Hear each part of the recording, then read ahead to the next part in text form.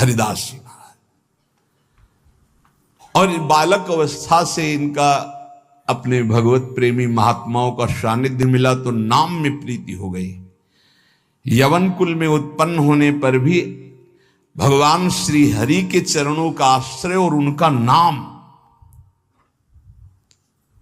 नाम का ऐसा उनको चस्का लगा कि जिस दिन से पकड़ा बढ़ता ही चला गया नाम। और नाम ने फिर जीवन में निष्ठा पैदा कर दी।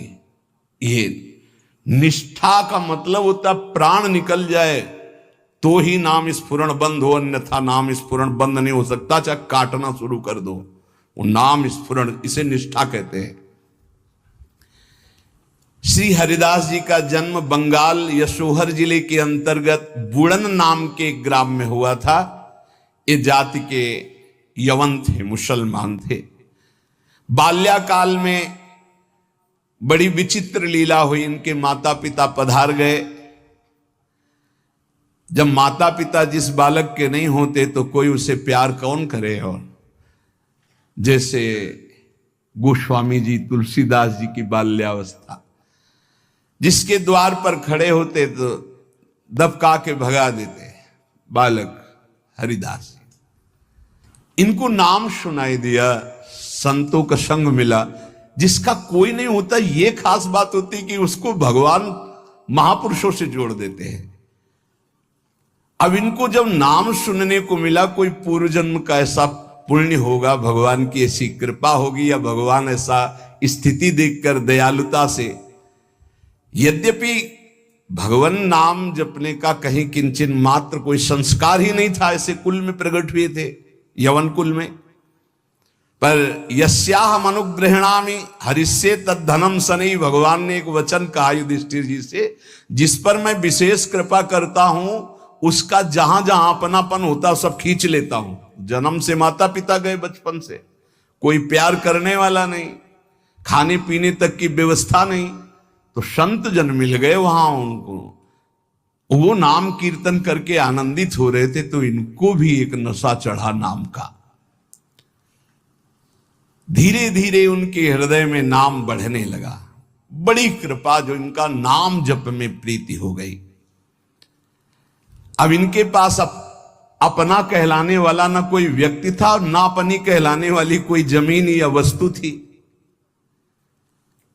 थोड़ा बड़े हुए तो घरों के सामने ऐसे मांग लेते, भूख लगी कुछ दे दो, तो कोई रोटी दो रोटी दे देता, बस पा लेते। गांव के बाहर वृक्ष के नीचे बैठकर बस कृष्ण कृष्ण की रट लगा देते। 24 घंटे में एक बार मांग लेते, जो मिल जाता खा लेते, खूब नाम जप करते। अब एक घर छोड़कर बेनापुल नाम के घोर निर्जन वन में एक फूस की कुटी बनाकर अकेले रहते। अखंड ब्रह्मचारी, भिक्षावृत्ति और बस नाम का निरंतर गान जप, ऐसे जोर जोर से नाम का कीर्तन करते हुए जब ऐसा तेज प्रकट हुआ कि जो देखे इनको लुभायमान हो जाए। ब्रह्मचर्य में बड़ा तेज होता है। अगर शरीर रोग ग्रसित ना हो और संयम से चल रहा है तो लाखों करोड़ों के बीच में उसका अलग चेहरा दिखाई देगा कि ये अलग है। ब्रह्मचारी का पहचान होती, वो चिकनाहट से नहीं होती पहचान। चिकनाहट तो अभक्ष पदार्थ खाने वालों के भी चेहरे में होती है। उसका तेज, उसके नेत्र, उसकी वाणी, उसका आकर्षण, लाखों में अकेला वो नजर आएगा। आजकल के 13-14 वर्ष के नए नए बच्चे ऐसे गंदी वासनाओं के शिकार हो रहे हैं, बड़ा हृदय पीड़ित होता है। छोटे छोटे बच्चों को गलत शिक्षाएं बच्चों से मिल गई या मोबाइल से मिल गई, सर्वस्व नाश कर रहे। जिस समय लावण्य प्रकाशित होने की नव किशोर अवस्था, उसी समय नष्ट हो जाते हैं। जो देखता ठाकुर हरिदास जी को प्रभावित हो जाता। क्या दे दूं, ऐसा लगता क्या दे दूं, कैसे हमसे बात करें, ये हमारी तरफ हेर ले, नेत्र नीचे, बस नाम चल रहा है। जब भिक्षा के लिए जाते तो प्रभावित होकर लोग, एक समय था कि दबका देते, एक समय था मांगने से एक आध रोटी, लोग हाथ जोड़े खड़े रहते, हमसे ले, हमारे पास बैठ के पालो। पर इनका भगवान नाम चल रहा है, ना बोलना किसी से, ना नाम का तार टूटना, बस धीरे धीरे निरंतर नाम उच्चारण करते रहना। भगवान नाम का इतना प्रभाव पड़ा कि जहां वो बैठ जाते वो स्थान पवित्र हो जाता, वहां लोगों को शांति मिलने लगती। ये प्रभाव होता है। इनका यश फैलने लगा दूर दूर तक। अब लोग इनके दर्शन करने के लिए आने लगे। तो जब लाखों की श्रद्धा होती तो 10-5 ऐसे दुष्ट स्वभाव के होते हैं कि उनको ईर्ष्या होती, जलन होती है, अपने आप होती। महापुरुषों से उनको जलन होती है। वो भगवान की लीला होती है। क्या लीला होती है? डंडे में ही झंडा फहराया जाता है। तो ये जो दुष्ट लोग ईर्ष्या करके भक्त को सताते हैं, ये डंडे का काम करते हैं, उनका यश फहराते हैं। जो दुष्ट और ईर्ष्यालु लोग हैं उनको असह्य हो गया यश। लाखों लोग जब हरिदास जी के दर्शन के लिए हो, तो उसमें से ऐसे भी लोग थे जिनके भारी ईर्ष्या पैदा हुई, कैसे इनको नष्ट किया जाए। ये ऐसे होते हैं ईर्ष्या। पूज्य उड़िया बाबा का जब वृंदावन में यश प्रकट हुआ तो कुछ लोगों ने चंदा इकट्ठा करके बाबा की बीच सत्संग में नाक काटने के लिए आदमी तय किया। वो आदमी चाकू छुपा के गया प्रणाम करने की मुद्रा, और ऐसे जीव तो वहां उनके पार्षद जो मोरछली डरा रहे थे बहुत सावधान, तत्काल पकड़ते पकड़ते चावल भर नाक में चाकू चली गई। बाबा उनको तत्काल एकांत लय गुफा में ले गए और कहा, भैया हमने कभी कोई कटु वचन आपको कहा क्या? तो रो पड़ा। बोले, बाबा पैसे में, गरीब आदमी हूं मैं, पैसे में बिक गया। मुझे अमुक ने इतने रुपए दिए हैं और कहा इसके बाद इतने रुपए और देंगे। मैं हाथरस का हूं, मैं गरीब आदमी हूं, केवल पैसे के लिए काम। मैं आपको नहीं जानता था पर हमसे कहा गया कि जाइए और ऐसा कर।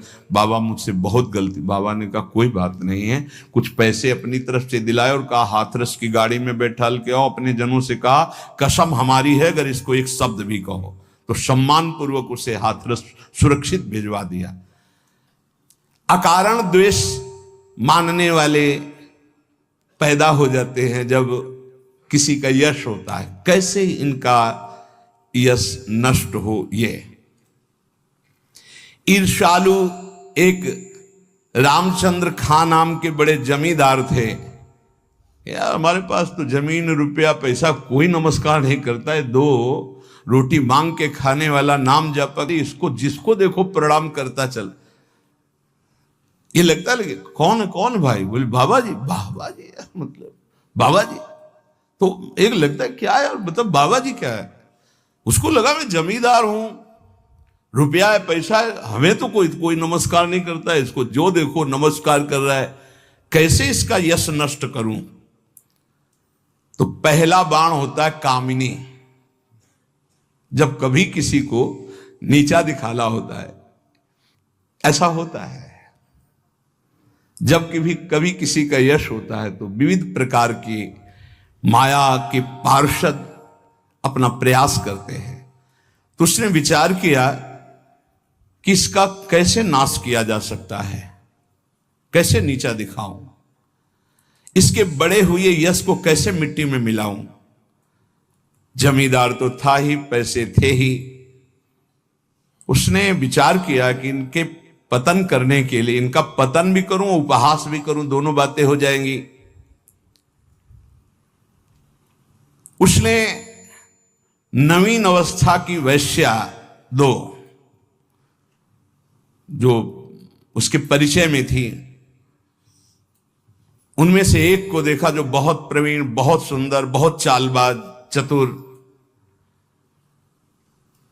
उसे कहा जितना रुपया चाहोगे उतना देंगे, बस इनकी कुटिया में जाओ, इनको पतित कर दो, फिर हम अल्लाह मचा देंगे और तुम हां बोल देना।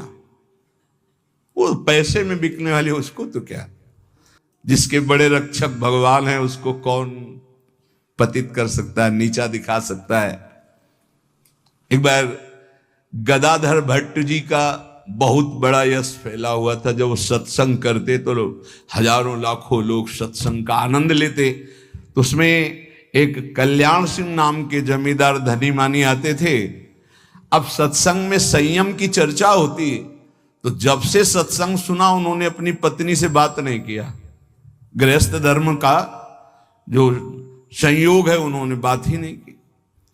पत्नी ने देखा कि हमारे वर्षों होते जा रहे हैं और हमारे पति हमारे हाथ से गए।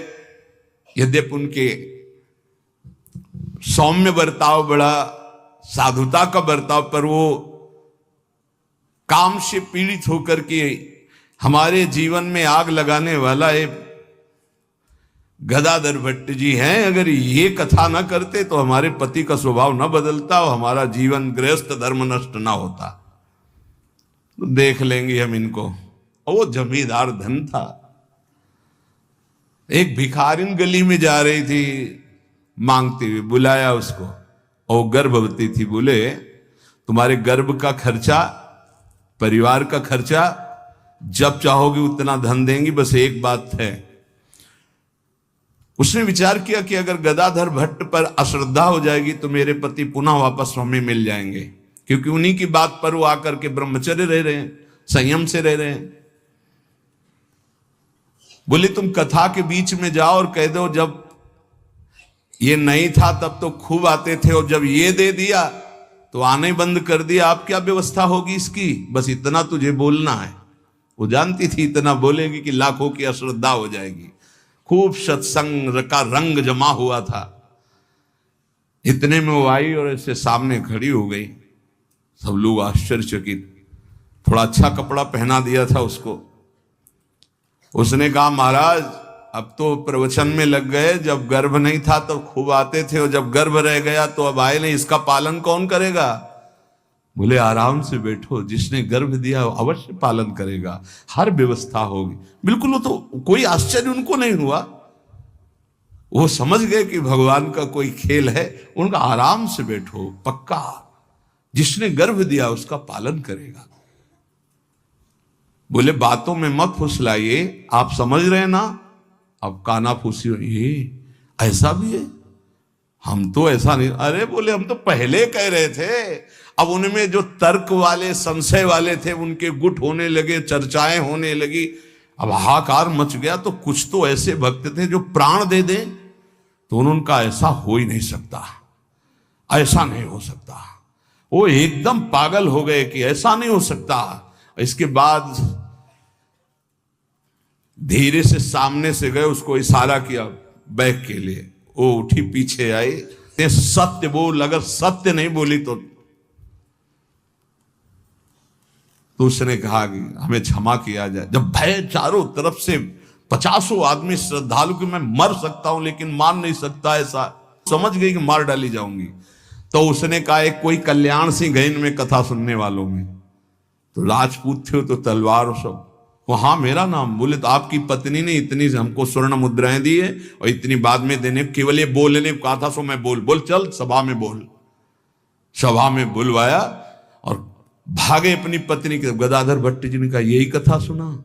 अरे वो तो विकार से पीड़ित हो रही, तुम तो सत्संगी हो, धैर्य धारण को कुछ नहीं। क्या ये भगवान की अनुकूल प्रतिकूल माया की लीलाएं होती रहती। शांत, पुनः सत्संग शुरू। और कहा मैं वचन दो हमारे सामने कि तुम अपनी पत्नी को एक शब्द भी नहीं कहोगे। और देखो गृहस्थ में संयम का ब्रह्मचर्य रहा जाता है, उसमें अखंड ब्रह्मचर्य नहीं रहा जाता। पाणी ग्रहण किया है तो संयम पूर्वक, जितना आप प्यार पूर्वक संयम से ब्रह्मचर्य रहो, फिर गृहस्थ धर्म का समझाया उनको। तो ये बड़े बड़े महापुरुषों के जीवन में होता है। रामचंद्र खान ने एक वैश्या से कहा तुम जितना रुपया मांगोगे देंगे, इनको भ्रष्ट कर दो, फिर हल्ला मचा देंगे, फिर इनका सब यश धूल दूषित हो जाएगा। पर उनको ये नहीं पता था कि ये भगवान के दास हैं, इनकी सुरक्षा स्वयं भगवान करते हैं। करो सदा तिनके रखवारी, जिम बालक राखे महतारी। जैसे मां दिखाई नहीं दे रही, बालक खेल रहा है, लेकिन पक्का मानिए मां की दृष्टि वही है, अपने बच्चे पे है। कहीं कोई ऐसी बात ना हो जाए जो हमारे बच्चे को दुख हो जाए। वो कार्य करती हुई एक दृष्टि में देखती रहती है। मेरे प्रभु अपने जन को हर समय देखते रहते हैं। हर समय से जहां मेरा भक्त चरण रखे वहां रखूं मैं हाथ। बस लीला समझ पाना बहुत कठिन है भगवान की। संपूर्ण संसार एक तरफ विरोध करने लगे तो भी भक्त का बाल बांका नहीं हो सकता। जो होगा विधान भगवान की तरफ से होगा। पर नीच पुरुष अपनी नीचता से बाज नहीं आता। उसने 16 वर्षीय वैश्या को, जो बड़ी रूपवती थी, बड़ी प्रवीण थी, चालबाज थी, चतुर थी, उसको खूब श्रृंगारित करके भेजा, जाओ और उनको भ्रष्ट कर दो। जंगल में रहते थे।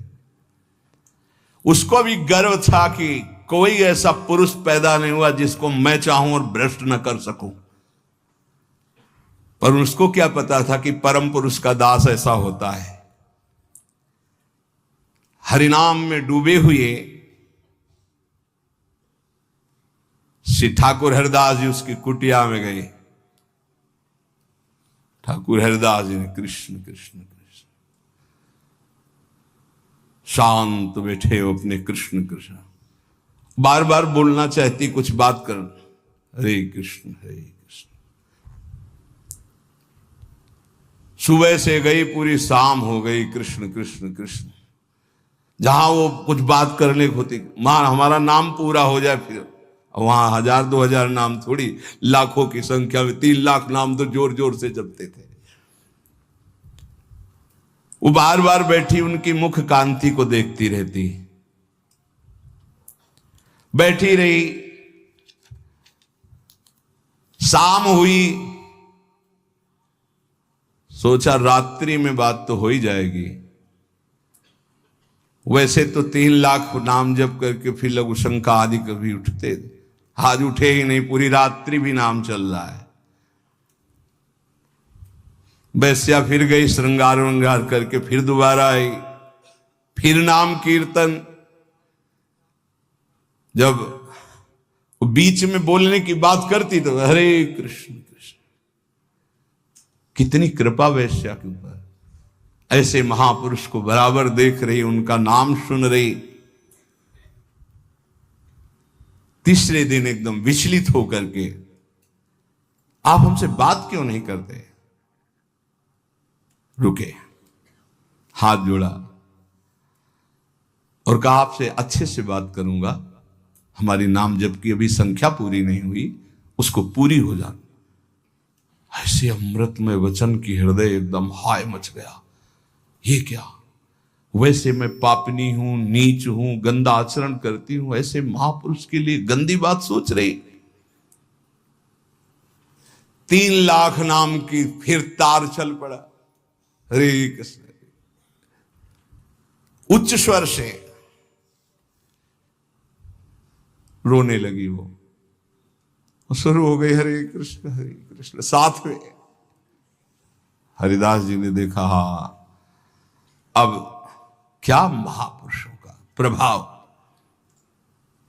हरिदास जी अब बोले, हाँ अब बात कर सकती हो। तो बात करने लायक नहीं रह गई थी। अश्रु प्रवाह चल रहा था और कृष्ण नाम चल रहा था। उठी और चरणों में लौट गई, का धिक्कार है मुझ निज पापनी को कि आप जैसे महापुरुष के लिए मैंने गंदी बात सोची, मुझे क्षमा कर दीजिए। चिल्ला चिल्ला करके रोने लगी। उन्होंने कहा, दुखी नहीं होना, मेरे प्रभु तुम पर बहुत कृपा किए हैं। वो आंखों से आंसू बहाती जा रही, गदगद कंठ से कह रही, पतित पावन आप मुझे स्वीकार कर लीजिए, मैं आपकी चरणों की दासी हूं। आप तो अहेतुकी कृपा करने वाले परम दयालु हैं। आप पात्र और अपात्र का विचार न कीजिए, मुझ जैसी नीच को स्वीकार कर लीजिए। और चिल्ला चिल्ला के रोने लगी। हरिदास जी ने कहा, जो नाम सुन रहा है वो नीच कैसे हो सकता है? उन्होंने कहा, आप मुझे जानते नहीं, मैं वैश्या हूं, मैं लोक निंदित हूं, मैं बहुत ही गंदी हूं, मैं खोटी बुद्धि से आपको भ्रष्ट करने आई थी। हरिदास जी ने कहा, इस समय आपके हृदय में क्या है? बोले, भगवान बस आपकी दास्ता, आपके आदेश का इंतजार। मैं क्या करूं? मुझे आदेश कीजिए। मैं नीच कैसे पवित्र हो सकती हूं? मैं आपकी शरण में हूं, आप मेरा उद्धार कीजिए।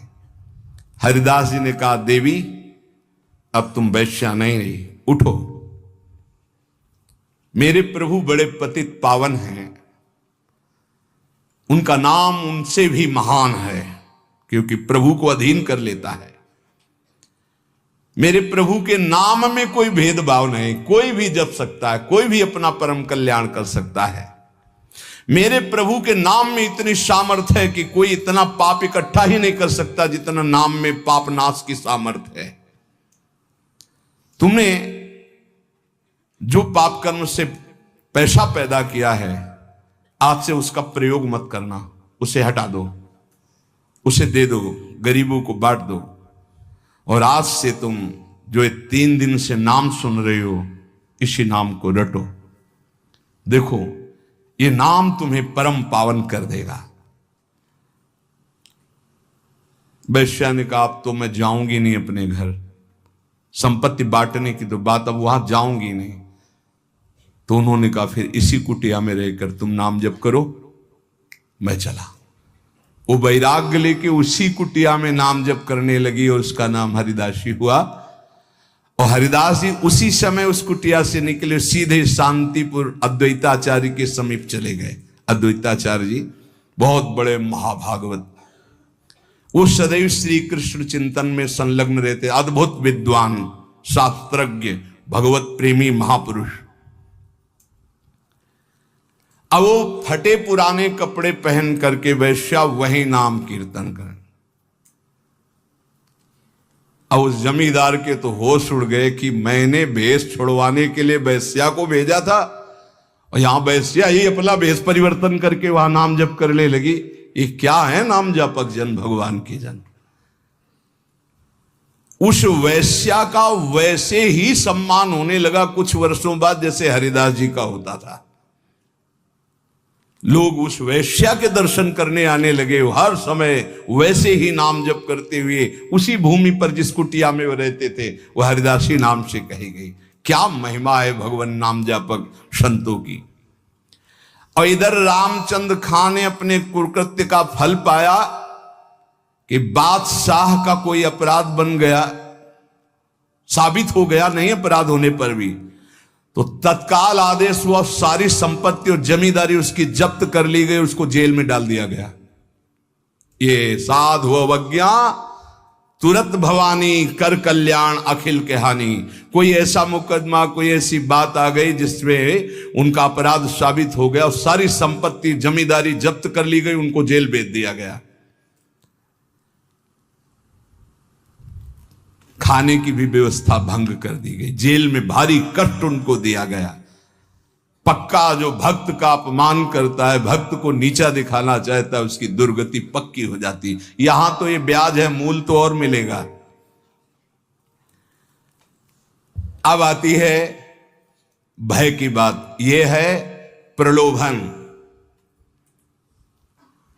जब कोई भगवत मार्ग में चलता है तो इतना तो तैयारी रखो ही, जैसे आर्मी में कोई जाता ना तो इतना दौड़, इतनी ऊंच, इतनी को कूद होना चाहिए, ऐसा ऐसा, ये चढ़ना, ये उतरना। ऐसे हमने देखा जब हम गंगा किनारे भ्रमण कर रहे थे तो फतेहगढ़ फर्रुखाबाद ये ट्रेनिंग क्षेत्र है उधर, तो गंगा के किनारे ही रेती में देखा, जैसे दौड़ में रेती में दौड़ लगा रहे हैं और वो थोड़ा भी उनमें कमी होती तो पेट पकड़ के ऐसे कैसे कैसे उनको बिल्कुल मजबूत तैयार करते हैं। तो अपने लोग तो हरि पार्षद हैं, ये तो राष्ट्रीय सुरक्षा त्रिभुवनपति के पार्षद होते हैं, जो संत जन भगवान नाम जापक होते हैं। अब इनकी कसाई कितनी जोर की होती है, पर उनके हृदय में भय नहीं होता, बस ये बात समझ लीजिए। ये सुन करके भयभीत मत होना कि तुम्हारे ऐसे साथ नहीं। कक्षा 1 के विद्यार्थी को पीएचडी का प्रश्न नहीं दिया जाता, ये सब डिग्री प्राप्त हैं। अपने लोग अभी 1 के भी नीचे चलने लगे, क्लास नहीं चलते। हमारे समय में तो नहीं चलते थे, 1 2 3 सीधे भर्ती 1 में होती थी। अब तो सुना है कक्षा 1 तक पहुंचने के लिए 2-3 साल लगते हैं। नहीं, क्या बोला जाता है उसको, केजी जो भी ले तो अपने समझो एजी केजी वाले भाई अपने। अभी नंबर 1 पे ले आए हैं, अभी परीक्षा उनकी होती है जो बहुत ये डिग्री है, ये डिग्री वाले महापुरुष हैं। आजीवन भगवान को समर्पित करके अनन्य, कांप जाए कोई इनके साथ जैसा हुआ। पहली तो ये बात सुनी ना, एकांत जंगल है, 16 वर्ष की सुंदरी वैश्या है और वो आई है भ्रष्ट करने के लिए, और वो नाम जप कर रहे हैं 3 दिन 3 रात बराबर, एक बार भी। क्या मन है इनका, क्या है स्थिति इनकी? यह है भगवान के शरणागत की। एक ब्राह्मण बूढ़ा था और धनी मानी था, 4 लड़के थे, एक लड़की थी। अपने लड़कों से कहा कि हम तीर्थ यात्रा जाते हैं, 3 में 4 में से एक चलो, सहयोग करो। तो उन्होंने कहा तुम्हें तीर्थ जाना, जाओ, हमारे पास समय नहीं। और वो विचार कर रहे थे कि बूढ़ा आदमी तीर्थ कैसे जाऊं। तो पड़ोस का एक गरीब ब्राह्मण का जवान बालक था, वो आया, उसने कहा काहे को सोच रहे हो, क्या बात सोच रहे हो? बोले हम तीर्थ यात्रा करना चाहते हैं। बोले तीर्थ यात्रा तो बहुत बढ़िया बात है भाई, जिसके पास धन है वही कर सकता है, हम कहाँ से कर सकते हैं। बोले चलो अगर हमारा साथ दे दो तो खान पान का सब खर्चा हम देखेंगे और तीर्थ यात्रा दोनों कर आते। बोले बहुत बढ़िया बात है। वो सोचा कि इनके सारे हमारा भी तीर्थ यात्रा हो जाएगा। वो जवान गरीब ब्राह्मण बोला। अब वो पूरे तीर्थों में घुमाते हुए जब वृंदावन आए तो बीमार हो गया, तो बहुत सेवा की, बड़ा हृदय प्रसन्न हुआ उस धनी ब्राह्मण का, बूढ़े का। और गोपाल जी के मंदिर में कहा भगवान को साक्षी करके कहते हैं कि एक बेटी है, मैं तुम्हें अपनी बेटी का पाणी ग्रहण संस्कार तुम्हारे साथ करूंगा। बोले ताऊ देखो झूठ मत बोलना, वैसे तो हमारी कोई इच्छा नहीं थी, अब तुम कह दिए तो हमारी भी मन में ब्याह की इच्छा आ गई। भगवान के सामने कह रहे हो, घर में जाके बदल मत जाना, क्योंकि मैं गरीब आदमी हूं, तुम बड़े आदमी हो। अरे उन्होंने कहा हम जब भगवान के सामने कह रहे तुम्हें क्या चिंता है। सब तीर्थ करके वापस गए। 4 महीना 5 महीना हो गए, ताऊ जी कोई चर्चा नहीं की। तो वो घर गए, कहा प्रणाम। वो ब्याह वाली बात उनके लड़कों ने धक्का लगाया, बस अपने को देखता है तो हमारी बहन के ब्याह लग बाहर कर दे। बूढ़े से कहा भगवान के सामने साक्षी तुमने कहा था तुम्हें यह, तो बूढ़ा बस कहता हमें कुछ याद नहीं कि हमने कुछ कहा है। और वो पंचायत बैठा ली।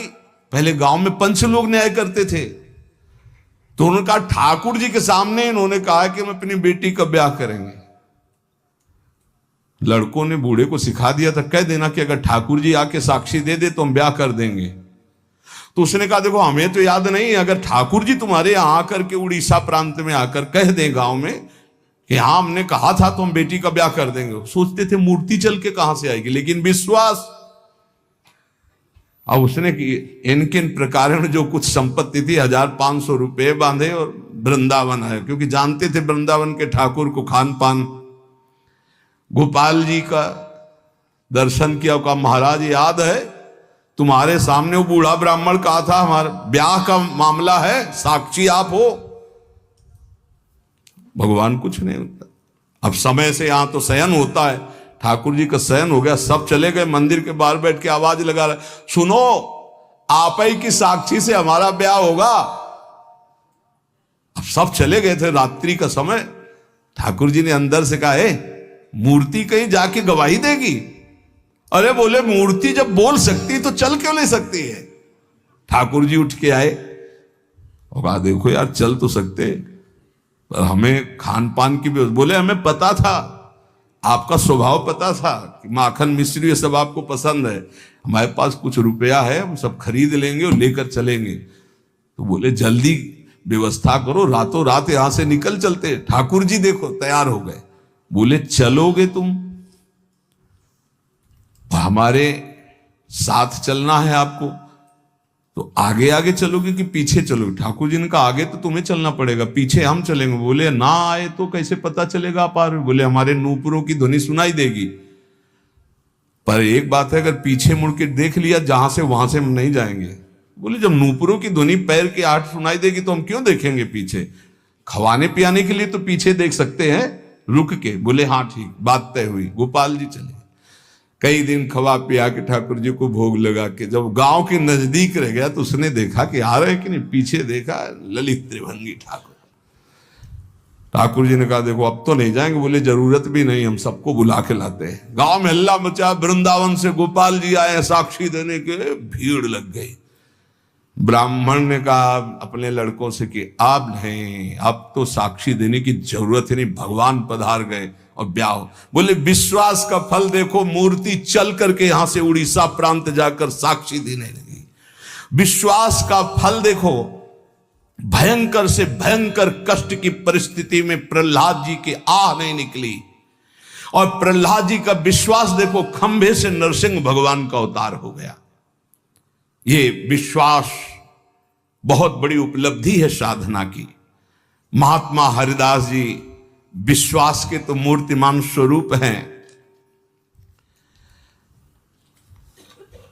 उन्होंने नाम को ही अपना जीवन माना, भगवान निष्ठा उनके हृदय में अटल भाव से थी। बेनापोल की निर्जन कुटिया में उस वैश्या का उद्धार करके उसे हरिदासी बनाकर आप शांतिपुर आ गए, अद्वैताचार्य जी के पास। शांतिपुर के समीप ही फुलिया नामक ग्राम में एकांत में छोटी सी फूस की झोपड़ी बनाकर अहरनिश कृष्ण नाम जप रहे थे। उस समय बादशाह यवन ही था और वहां के बड़े बड़े काजी अधिकारी यवन ही थे। भारी अत्याचार उन लोगों का था, यहां तक कि उनके धर्म के विरुद्ध कोई चू नहीं बोल सकता था, सत्ता थी। अब जब वहां काजी को पता चला कि रात दिन ये नाम जप करता है और यवन धर्म से इसका जन्म है, तो उनके मन में आया कि इसको दंड दिलाया जाए कि बड़ा इसका सम्मान हो रहा है। काजियों का ये समझो एक तरह के वो बादशाह ही होते थे, बादशाह उन्हीं के इशारे से चलते थे। गोराई नाम का एक काजी था जो बहुत ही कठोर और कर्कश स्वभाव का था। हरिदास जी का प्रभाव देखकर वो ईर्ष्या से देखता। मतलब कुछ लोग ऐसे देखते हैं कि बस उनके पास जो है वो भस्मासुर वाली ताकत नहीं है कि हाथ धर दे भस्म हो जाए, नहीं तो भक्तों को वो भस्म ही कर दे, ऐसी दृष्टि होती है। वो दृष्टि से पता चलता है। वो हरिदास जी को ऐसे देखता कि कैसे इनको नष्ट कर दूं। और जब उसको ये पता चला कि यवन धर्म के ही हैं, तब तो बढ़िया उसको रास्ता मिल गया। हरिदास जी का प्रभाव दिनों दिन बढ़ता चला जा रहा था। उसने विचार किया कि यवन धर्म के होकर के हिंदू धर्म का नाम ले रहे हैं, ये तो कुफ्र है, काफिर है, ऐसा काजी ने विचार किया। इसे बादशाह के सामने पहले पेश करें, फिर इसको दंड निर्धारित करें। गुराई काजी ने विरुद्ध राज दरबार में अभियोग चला दिया ठाकुर हरिदास जी की। राज आज्ञा हुई तत्काल गिरफ्तार किया जाए, क्योंकि बादशाह यवन था। हथकड़ी बेड़ियों से जकड़ लिए गए ठाकुर हरिदास जी। डरना नहीं, ये डिग्री वालों की बात है जो उच्च कोटि के महापुरुष हैं। तुम मत सोच लेना कि हम राधा राधा जपेंगे तो, हाँ ऐसा नहीं। भगवान वो सामर्थ्य देते जो प्रहलाद जी को सामर्थ्य दी, वही ऐसे भक्तों को सामर्थ्य देते। ऐसा नहीं है कि अपने सामर्थ्यहीनों को ऐसा प्रश्न कर, ऐसा नहीं, डरना नहीं कि भगवान बड़ी भारी परीक्षा लेते। हथकड़ी बेड़ियों से जकड़ लिए गए और इनको पेश किया गया निरपराध हरिदास जी को अपराधी की तरह। बादशाह ने देखा 9 युवक तेज से प्रभावित, मानो पूरा सभा आश्चर्यचकित और आलोकित हो गई हो, प्रभावित हो गए जो यवन बादशाह थे, और कहा सम्मान से इनको बैठा ला जाए। आसन दिया गया, आसन पे बैठे। हरिदास जी जब बैठ गए तो बादशाह ने कहा कि आपने स्वाभाविक धर्म परिवर्तन किया है, तुम्हारा जन्म तो मुसलमान के घर में हुआ है और ये तुम्हारी जैसे अपने भगवान का नाम लेते हैं, तैसे अपने भगवान का नाम लेके बोले कि तुम्हारी तो कृपा ही जो है, जो यवन धर्म में तुम्हारा जन्म हुआ। बादशाह ने कहा तुम काफिरों का आचरण क्यों करते हो? इससे तो तुम्हें नर्क जाना पड़ेगा। मुझे बड़ी दया आ रही तुम्हें देखकर, दंड देना नहीं चाहता, फिर भी तुम तौबा बोलो, प्रायश्चित करो और कलमा पढ़ो, छोड़ो इसे, तो तुम्हारे दंड में हम कुछ कमी कर सकते हैं, नहीं तो भयानक दंड तुम्हें मिलेगा क्योंकि तुम काफिर हो। सुख की प्राप्ति धर्म से चलने से होती, तुम धर्म का त्याग कर चुके हो। हरिदास जी ने कहा श्रीमान महाशय, आपने जो कुछ कहा आप अपने ज्ञान के अनुसार, विश्वास के अनुसार, धर्म के अनुसार ठीक बोल रहे हैं। आपका विश्वास आपको फल देता है, ठीक कह रहे हैं। क्या कोई हिंदू आपके धर्म को स्वीकार करेगा? अगर स्वीकार करेगा तो उसे नरक मिलेगा? बोले नहीं, वो स्वीकार कर सकता है और उसकी भगवान की कृपा होगी। वो अपने भगवान का नाम लेते हुए बोले हाँ, तो क्या कोई इस्लाम छोड़कर अगर हिंदू धर्म को स्वीकार करता है, क्या उसके ऊपर भगवान की कृपा नहीं होगी? क्या वो भगवान का भजन नहीं करता? फंसा लिया। काजी बीच में बोल पड़ा, देखो साहब इसकी बातों में मत आना, अगर आप इसको छूट दी तो आगे आप समझ लीजिए कि आपके धर्म में चलने वाले कितने लोग ऐसा करने लगेंगे। हरिदास जी ने कहा हमारी निष्ठा भगवान नाम में है। आप चाहे अभी इसी क्षण मेरे प्राण ले लो, मेरा नाम रुकने वाला नहीं। मैं कभी तौबा नहीं बोल सकता क्योंकि मैं कोई अधर्म नहीं कर रहा हूं, किसी को कष्ट नहीं दे रहा हूं। ये निष्ठा देखकर पसीना पसीना हो गया मुलुकपति। तेज गर्व भरी भगवान निष्ठा की बात, इस पे नहीं दैन्यता होती। नहीं, प्राण ले लो अभी अपने हम धर्म पर। मुलुकपति ने कहा तुम्हारी बातें हिंदुओं के लिए ठीक हो सकती, लेकिन हम यवनों के लिए नहीं। तुम हमारे धर्म में पैदा हो इसलिए हमारी बात पर विश्वास करो। हरिदास जी ने कहा महाशय आपका कहना ठीक है, किंतु विश्वास किसी बल से नहीं तोड़ा जा सकता। बादशाह से ऐसे बात वही कर सकता है जिसे भगवान का बल प्राप्त हो। देखो मैं पूर्व जन्म का कोई ना कोई संस्कार लेकर के आया हूं जिससे भगवान नाम में मेरी प्रीति हुई है, और मैं भगवान नाम छोड़ नहीं सकता। मेरा दृढ़ विश्वास है चाहे अभी प्राण ले लिए जाएं। और अगर आप ऐसे ही दंड देने वाले हैं तो कितने लाखों हिंदुओं को मुस्लिम बना लिया, क्या उनको दंड दे रहे हैं आप? यदि ऐसा वो दंड के अपराध भागी नहीं बने कि हिंदू धर्म छोड़कर आपने उनको यवन धर्म में बना लिया, तो मैं यवन धर्म छोड़कर अगर नाम जप करता हूं तो मैं अपराधी कैसे हो सकता हूं? बादशाह चुप हो गया। गुराई काजी ने देखा यहां मामला तो उल्टा हो गया। तब जोरों के साथ कहा हम ये सब कुछ नहीं सुनना चाहते, इस जो धर्म के प्रतिकूल चले उसको दंड देना चाहिए। तुम अधर्म कर रहे हो, तुम काफिर हो, तुम्हें दंड मिलना चाहिए। काजी के बोलते ही बादशाह चुप हो गए, ना इधर कुछ बोल पा रहे ना इधर। फिर कहा कि देखो गोराई काजी जो कह रहे हैं तुम वो बात मान लो और कलमा पढ़ो और छोड़ो ये नाम जप करना। हरिदास जी ने कहा श्रीमान महाशय हम एक बार केवल बोलते हैं, दोबारा आपको जो कहना हो सो कह लीजिएगा, मैं बोलूंगा नहीं। मैं प्राण त्याग सकता हूं पर भगवान नाम नहीं छोड़ सकता। क्या निष्ठा है! आप दंड जो देना चाहे मैं स्वीकार करता हूं, लेकिन नाम नहीं छोड़ सकता। मेरी देह के आप इसी सभा में सैकड़ों टुकड़े कर दिए, हर टुकड़े से निकलेगा कृष्ण कृष्ण कृष्ण, छूटेगा नहीं नाम। मैं तुम्हारे दंड देने से विचलित नहीं हो सकता। मैं हरिनाम को जब तक श्वास है नहीं छोड़ सकता। अब आखिरी मेरी ये बात है, आप चाहे दंड दें या जो चाहे सो करें। निर्भीक उत्तर सुनकर के बादशाह सोच में पड़ गया कि ऐसे एक महान को क्या दंड दे।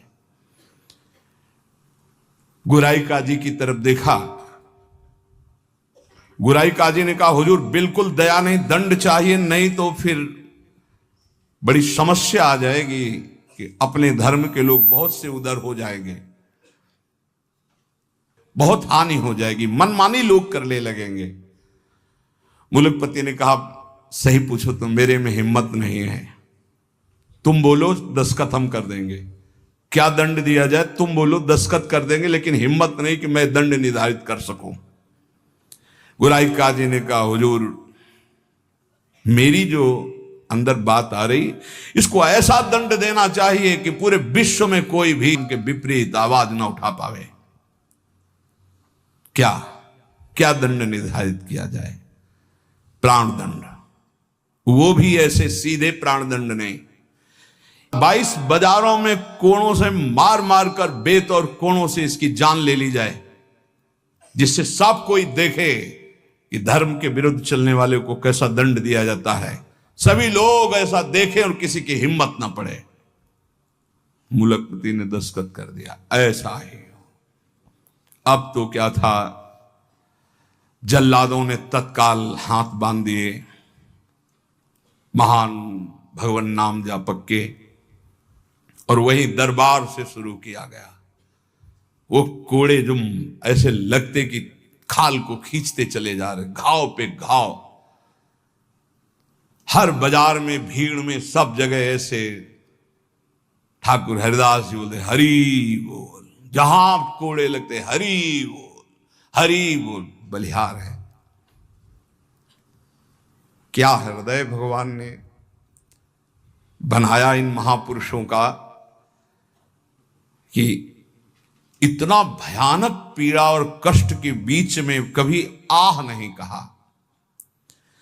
पीठ में से रक्त की धाराएं बह रही, रक्त बह रहा है। निर्दयी जल्लाद घावों पर कोड़ों का प्रहार कर रहे, और हरिदास जी के मुख से वही जोर की ध्वनि निकलती, जैसे कोड़ा पड़ता, हरि बोल, हरि बोल। धन्य है ये जगत इन्हीं महापुरुषों के नाम कीर्तन से, इन्हीं के यश कीर्तन से आज पावन है।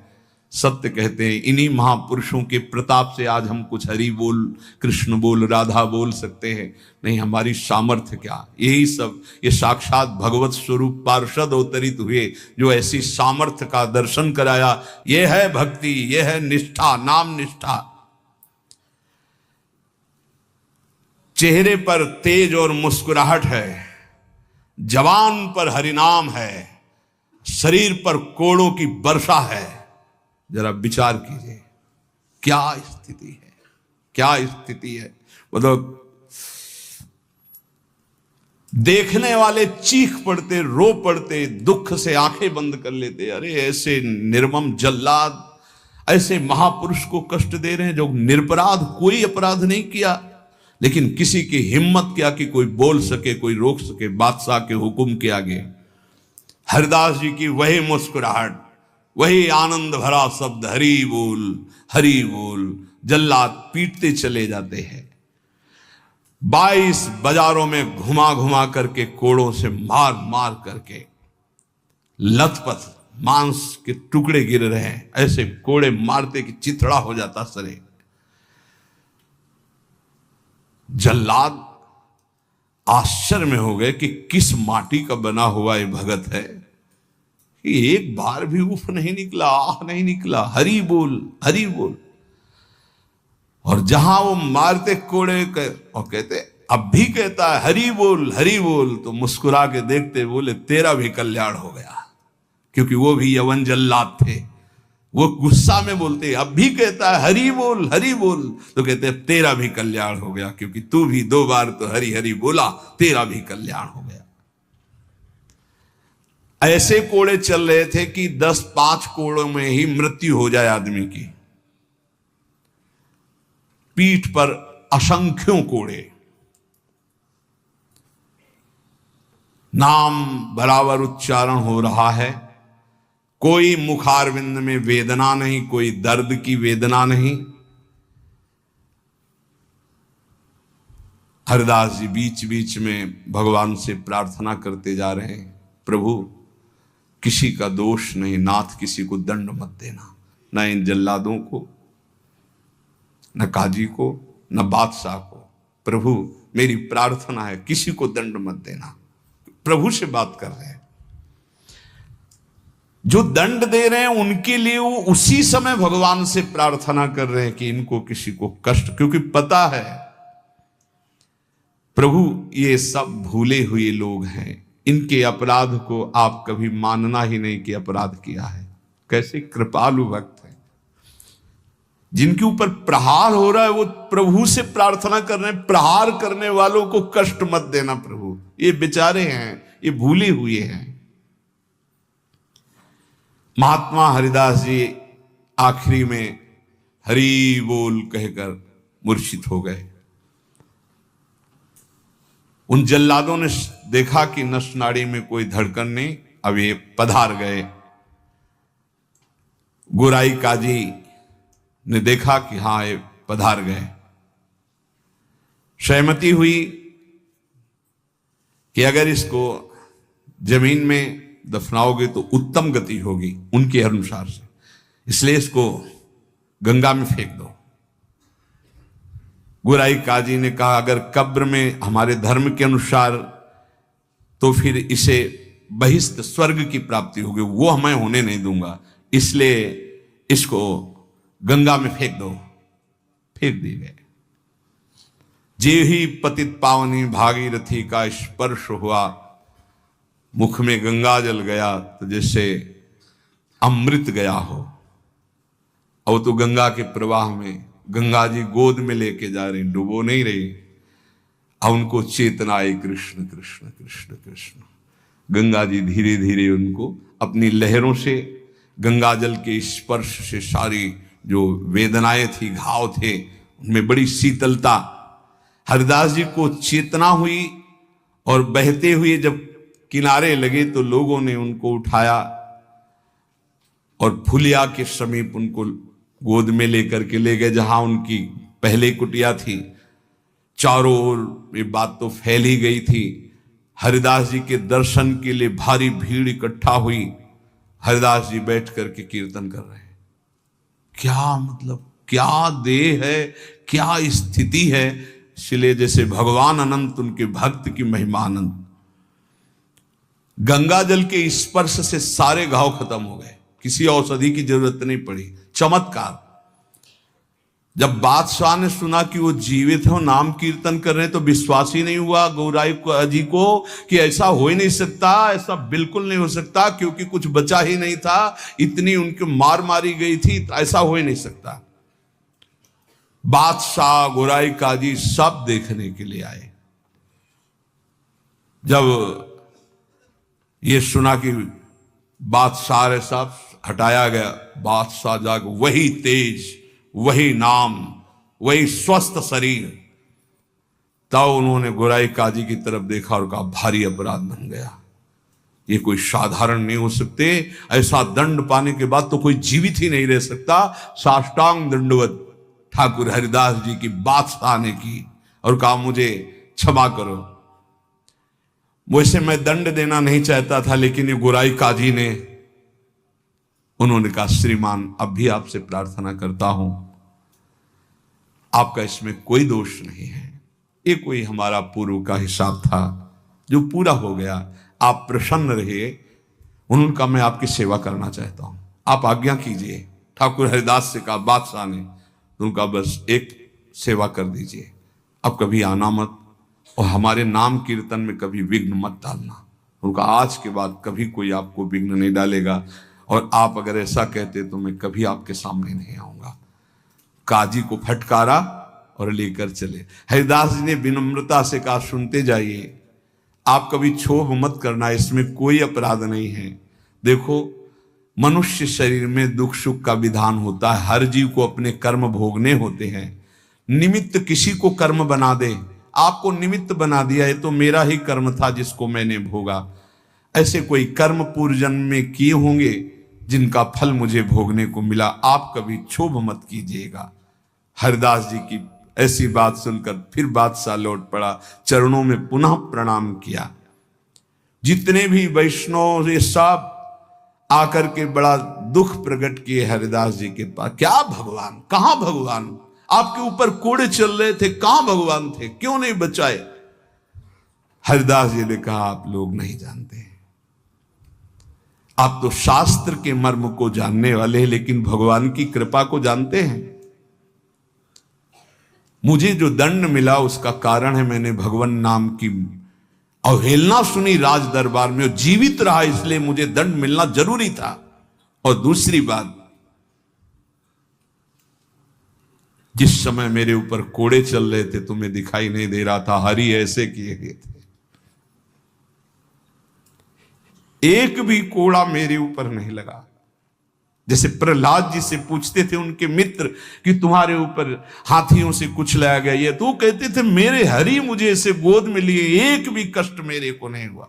ठाकुर हरिदास जी कह रहे तुम्हें नहीं दिखाई दिया, तुम कोस रहे हो प्रभु को। जिस समय कोड़े चल रहे थे हरि ऐसे सहस्त्र बाहुओं से मुझे ढके हुए थे, वो कोड़े हरि के ऊपर चल रहे थे, मेरे ऊपर नहीं। वो हरि वार ले रहे थे, मेरे ऊपर नहीं। तभी वो जोर से बोलते थे हरि बोल, क्योंकि हरि पास में। ये भक्त जानता है, बाहरी क्या जाने।